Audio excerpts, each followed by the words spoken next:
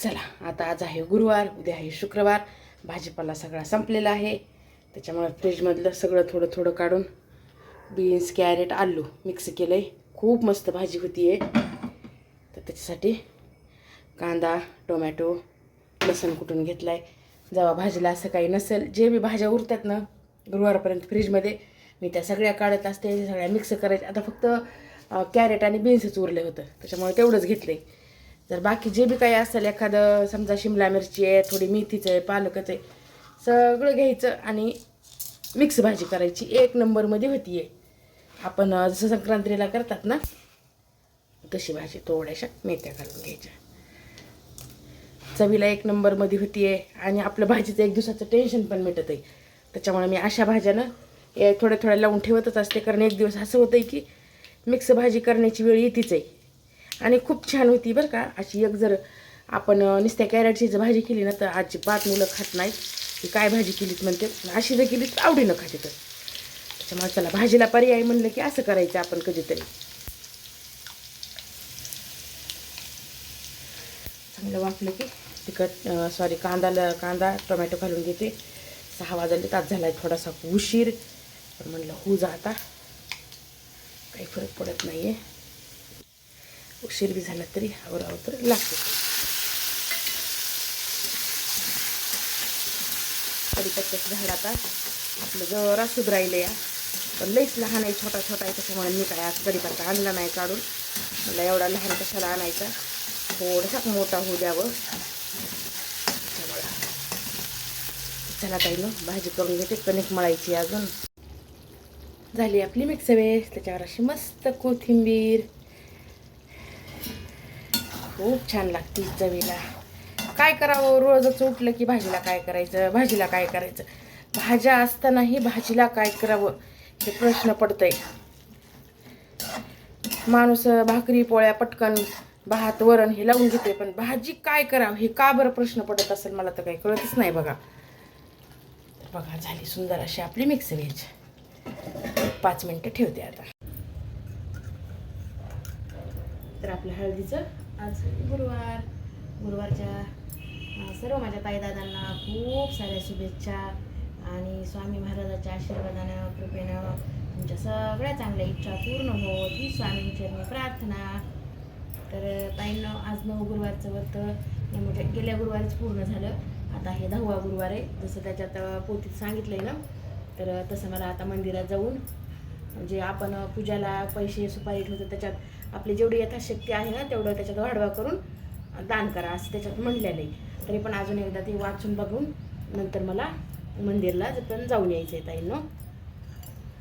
तर हे असं आपलं आता गुरुवार संपले. गुरुवार उपवास नसला तरी पण माझं हळदीचं लेपन हे असतेच मैत्रिणींना. पहिलं गुरुवार नव्हता तरी पण मी करतच होते, कारण छान वाटतं, एक पॉझिटिव्ह ऊर्जा किंवा आपल्याला आपल्या मनाला एक समाधानी वाटते. त्याच्यामुळे मी ना गुरुवार असू उपवास असू नसू हे करतच असते ताईंनो. तर झाली ताईंनो हे पूजा करून घेतली, अशी रांगोळी वगैरे काढून घेतली. जसे फुलं वगैरे जेवढे होते तेवढं ठेवलं आहे माझ्याकडं, म्हणजे मला जशी होती तशी केली पूजा. जेवढं माहिती आहे तेवढं केलं आहे ताईंनो. दर गुरुवारी आपलं असं असतं या. आता ह्याच्यामध्ये कोण कसं करतं आहे, कोण प्रत्येकाची पद्धत वेगळी असते. तर चला आता देवपूजा राहिली आहे. अगोदर उंबरट्याची पूजा करून घ्यावी म्हणलं आणि नंतर देवपूजा करावी. तुम्ही कसं करतात ते पण सांगा ताईंनो. तर चला महाराजांना ना अगोदर अभिषेक घालून घेते. तर अगोदर पाण्यानं श्री स्वामी समर्थ, श्री स्वामी समर्थ, श्री स्वामी समर्थ, श्री स्वामी समर्थ, श्री स्वामी समर्थ, श्री स्वामी समर्थ.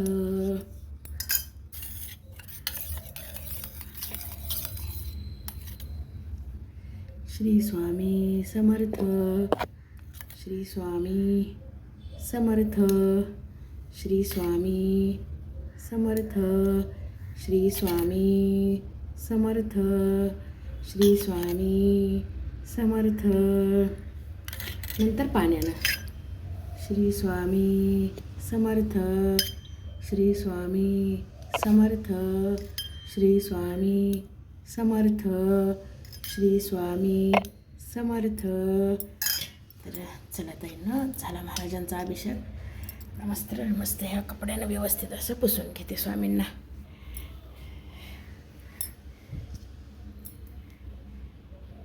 तर हे पाहू शकतात किती छान निघालेत आपले स्वामी.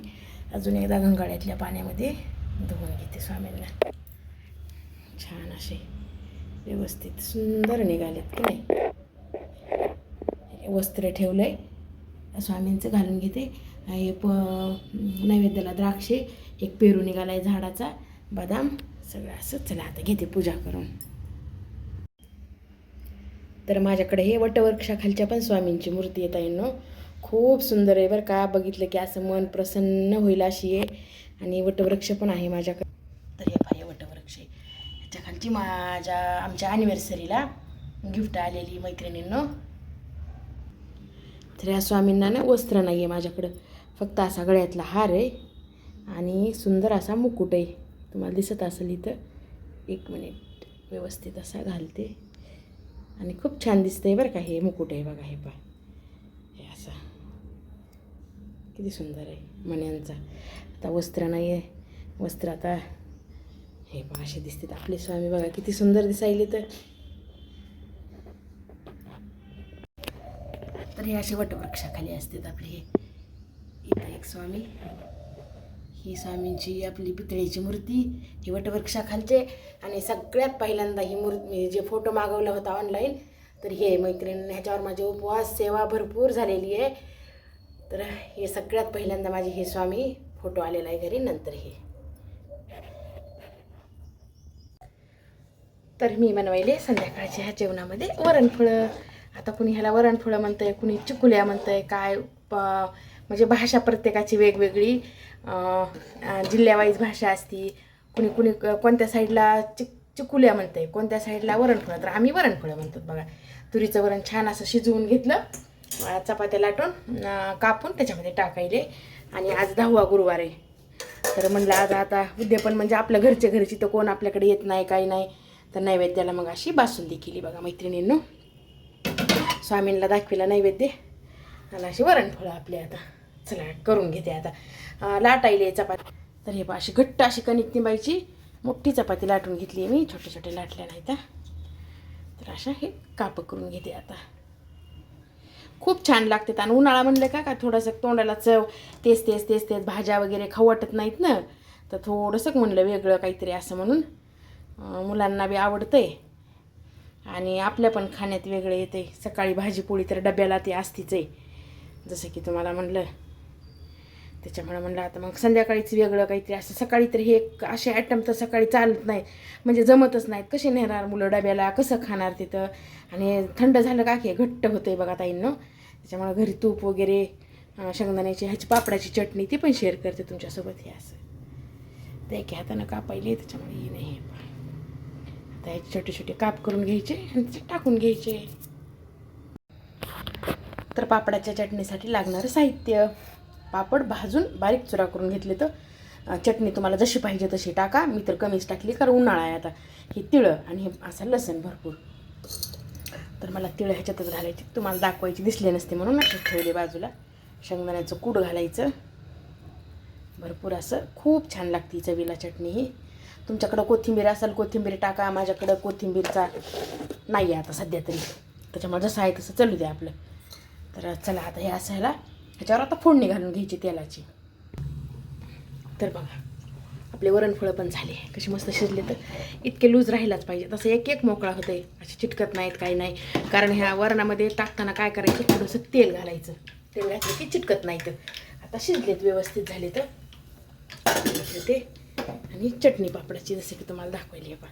भरपूर घालायचे, जिरे मोहऱ्या होईल तेवढ्या जास्त घालायच्या, कारण त्यानं चव लागते ह्या चटणीला. गॅस कमी करते होतं सगळं. एकदा नक्की करून बघा ताईंनो.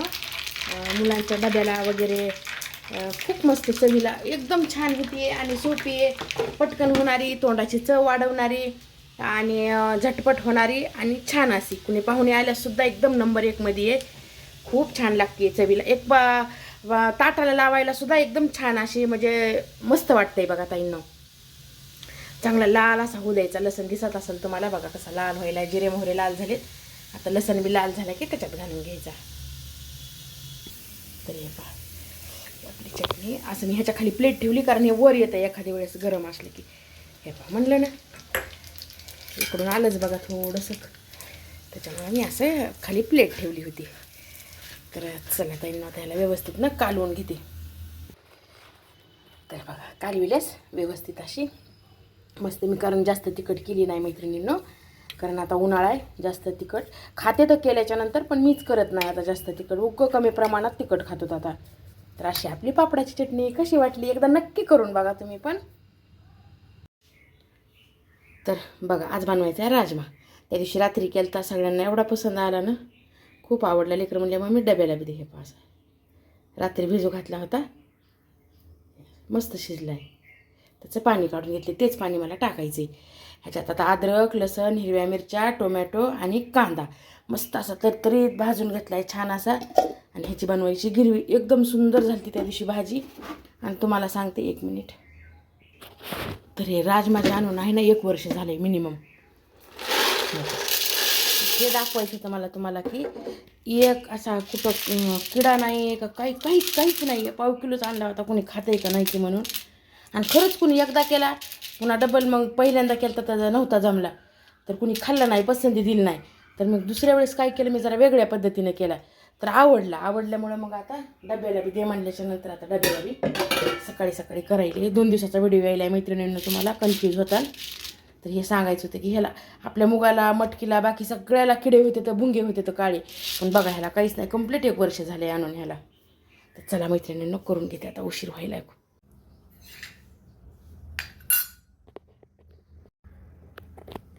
तर हे झालं आपला राजमा तयार. बघा सुद्धा खूप छान शिजला आहे बरं का. चवीला पण छान लागते. एकदा नक्की करून बघा. पण कांदा आणि टोमॅटोची जी ग्रेव्ही असते ना तर ती तुम्ही अगोदर काय करा, छान अशी तरतरीत मस्त थोडं तेल टाकून परतून घ्या. कुठल्याही भाजीला तरच छान चव लागते. 1 नंबरमध्ये झाला आहे. डबे वगैरे आणून ठेवले. तर ही पापडाची चटणी आवडती डब्याला घेऊन जायची. पोळ्या झाल्या आता. नाश्त्याला आज माझा बर्थडे त्याच्यामुळे नाश्त्याला घरी नाही आहे, आणतो म्हणले बाहेरून.